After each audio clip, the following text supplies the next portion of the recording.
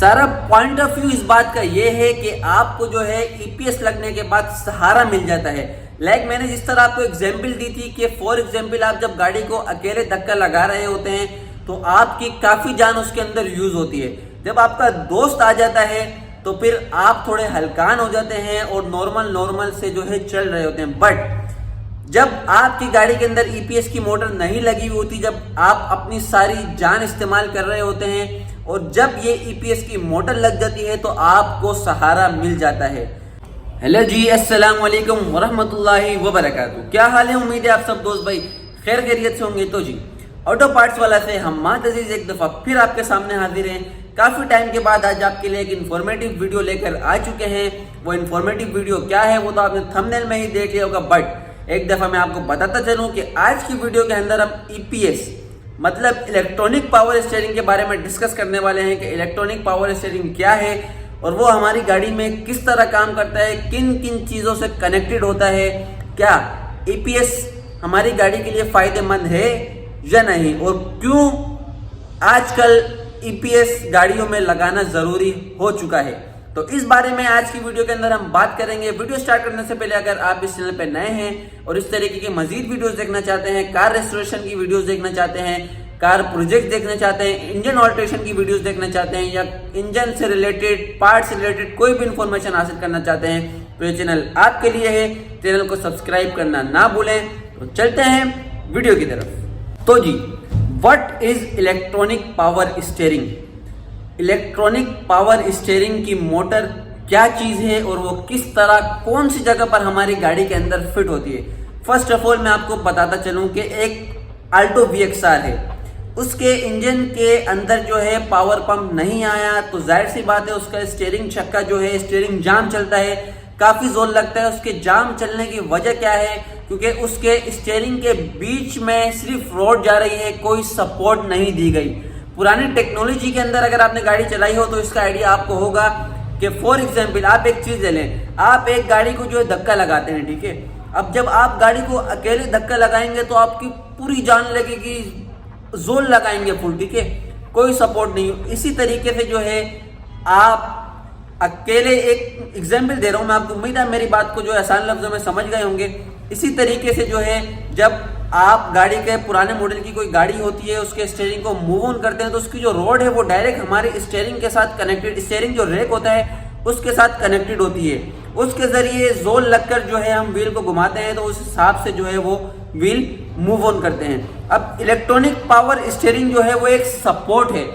For example आप गाड़ी को अकेले धक्के लगा रहे होते हैं तो उसमें आपका काफी ज्यादा जोर लगता है, जान लगती है। और अगर पीछे से आपके एक दोस्त आ जाए और आपके साथ धक्का देने लग जाए तो आपको थोड़ा हल्कान महसूस होता है और आपको एक सपोर्ट मिल जाती है। तो इलेक्ट्रॉनिक पावर स्टीयरिंग जो है वो गाड़ी के अंदर एक सपोर्ट दी गई है कंट्रोल के लिए। जब इलेक्ट्रॉनिक पावर स्टीयरिंग गाड़ी के अंदर लग जाता है तो 90% का जो जोर है वो आपका ईपीएस लगा रहा होता है, इलेक्ट्रॉनिक पावर स्टीयरिंग लगा रही होती है, और 10% जो है सिर्फ आप कर रहे होते हैं। तो फर्स्ट ऑफ ऑल मैं आपको एक नजर दिखा देता हूं कि इलेक्ट्रॉनिक पावर स्टीयरिंग की मोटर होती कैसी है और क्या चीज है। ये आप देख सकते हैं कि हमारे पास जो है इलेक्ट्रॉनिक पावर स्टीयरिंग की मोटर पड़ी हुई है, ठीक है।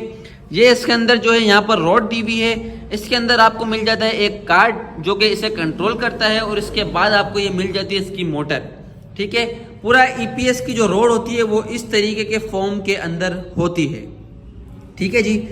अच्छा, अब ये बताते हैं कि आपको ये फिट कहां पर होती है। इसको फिट करने के दो तरीके होते हैं। एक आप इसे डायरेक्ट स्टीयरिंग रेक पर फिट कर सकते हैं और दूसरा जो आपका स्टीयरिंग व्हील होता है ना, स्टीयरिंग छक्का जिसे आप घुमाते हैं हाथ से, उसके नीचे फिट कर सकते हैं, ठीक है। उसके नीचे जो है ये पूरा सिस्टम लगता है। फिर ये जो जगह आ रही है इसके बीच में जो एक रोड आती है जो कि आपके स्टीयरिंग रेक के साथ कनेक्टेड होती है। अच्छा, ईपीएस मोटर के जो कनेक्शन होते हैं वो आपके ईसीयू कार्ड के साथ होते हैं। इलेक्ट्रॉनिक पावर स्टीयरिंग को जो कंट्रोल करता है वो आपका इंजन का ईसीयू कार्ड करता है। इससे गाड़ी के इंजन का कोई भी ताल्लुक नहीं होता। जिस तरह ईसीयू कार्ड आपके इंजन को कंट्रोल कर रहा होता है उसी तरीके से जो है ये ईपीएस उसके अंदर ऐड हो जाता है। क्या इससे गाड़ी पे कोई इफेक्ट पड़ता है या कोई कार्ड पे कोई इफेक्ट पड़ता है? नहीं, बिल्कुल भी इससे इफेक्ट नहीं पड़ता। और बेनिफिट है क्योंकि देखिए ना, हाइड्रोलिक पावर स्टीयरिंग जो होता है, जिनके इंजन के अंदर पावर पंप लगे होते हैं, जब वो पावर काम करते हैं, क्योंकि इंजन के साथ उनकी बेल्टों के कनेक्शन होते हैं, तो उससे आपके इंजन पर भी जोर पड़ता है।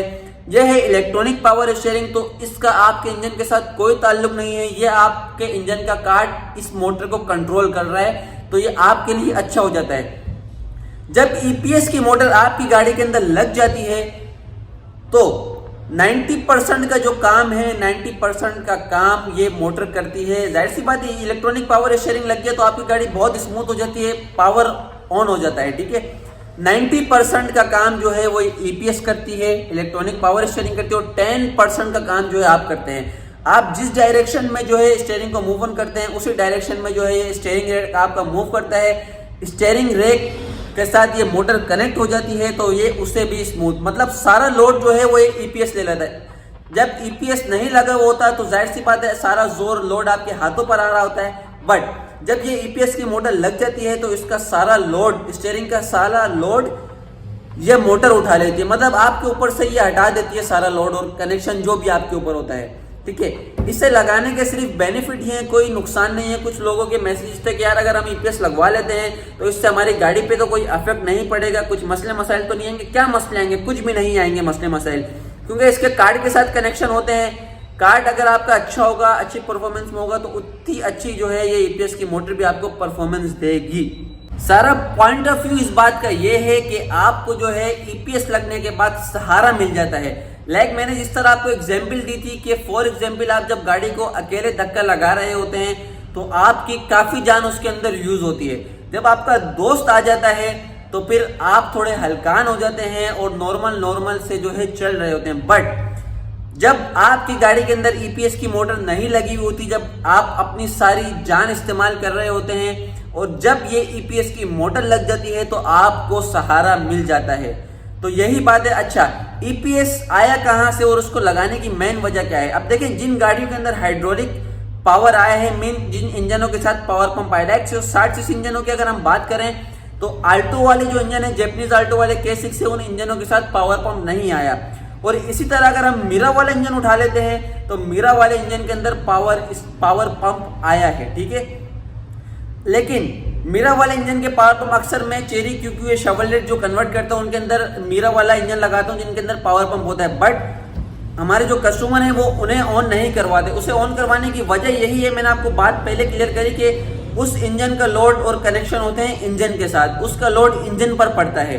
और ये जो ईपीएस की जो मोटर है, इसका आपकी गाड़ी के इंजन से कोई भी ताल्लुक नहीं होता।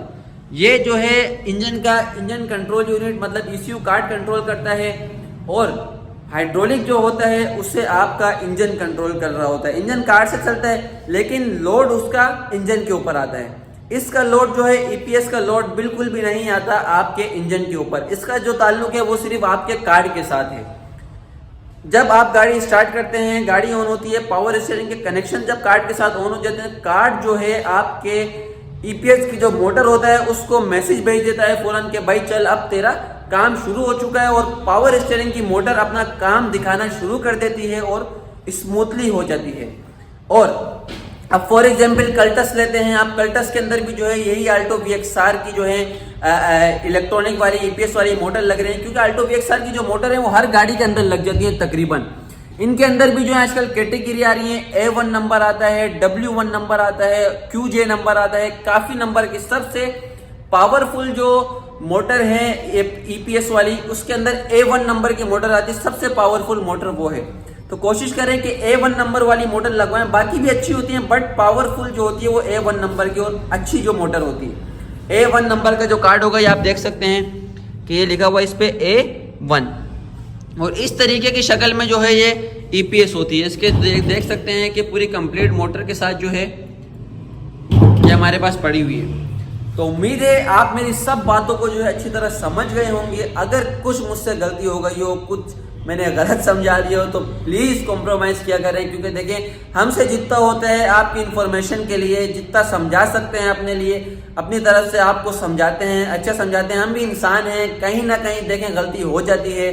सो प्लीज सिर्फ और सिर्फ सपोर्ट की जरूरत होती है इंसान को। इंशाल्लाह जब आगे से अच्छी सपोर्ट मिलती है तो इंसान ऑटोमेटिकली जो है सही तरफ आता रहता है। और जाहिर सी बात है, अब जब इंसान के बस में इतना ये पीछे से जब प्रेशर मिलता है तो फिर जाहिर सी बात है हर इंसान का दिल खट्टा हो जाता है। तो प्लीज अब मैं सीधी बात खुल के करूंगा। कुछ होते हैं हमारे भाई जिनको जो है बुरा लगता है कि यार ये कर रहा है, मतलब सपोर्ट नहीं मिलती। और कुछ कुछ इतने अच्छे होते हैं कि आप यकीन माने दिल से सपोर्ट करते हो, दिल से खुशी होती है। सो प्लीज अगर सपोर्ट मिलेगी तो इंशाल्लाह आप ही के लिए अच्छे से अच्छा काम करेंगे, अच्छे से अच्छे इन्फॉर्मेशन लाएंगे।